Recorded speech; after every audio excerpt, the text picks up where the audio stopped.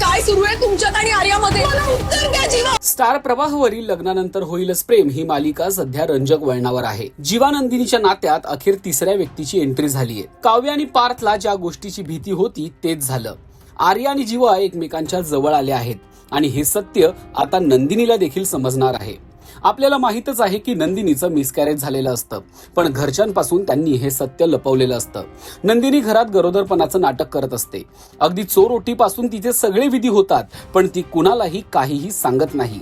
जीवा आणि नंदिनीने सरोगसीचा निर्णय घेतल्याने त्यांचं बाळ आता आर्याच्या पोटात वाढतंय.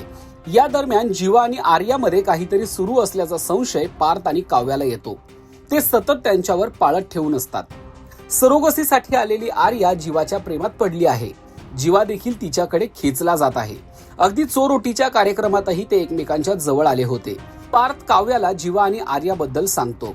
त्यानंतर बहिणीचा संसार वाचवण्यासाठी काव्या देखील नंदिनीला याची कल्पना देते.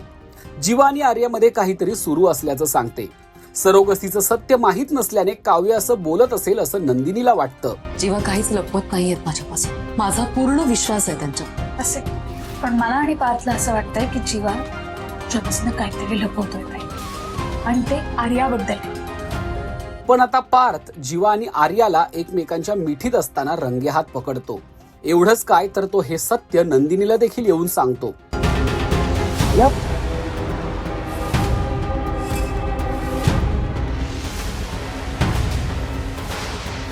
आर्याला जर इतकं एकटं वाटत होतं तर तिने मला का मिठी मारली नाही? तुम्हाला का मिठी मारली तिने? नेमकं काय सुरू आहे तुमच्यात आणि आर्यामध्ये? मला उत्तर द्या जीवा. हे सत्य स्वीकारणं नंदिनीसाठी अगदी जड आहे. आर्यामुळे जीवा आणि नंदिनीच्या नात्यात फूट पडलीये हे मात्र नक्की. पण जीवा खरंच आर्यामध्ये अडकला आहे का? आणि आर्या आता बाळाच्या बहाण्याने जीवाच्या आयुष्यात येणार का हे पाहणं महत्वाचं ठरणार आहे. तुम्हाला हा ट्विस्ट कसा वाटला ते कमेंट करून नक्की सांगा. आणि मराठी मालिका विश्वातील ताज्या अपडेट, बातम्या आणि गॉसिपसाठी सबस्क्राईब करायला विसरू नका. फक्त राजश्री मराठी सोबत.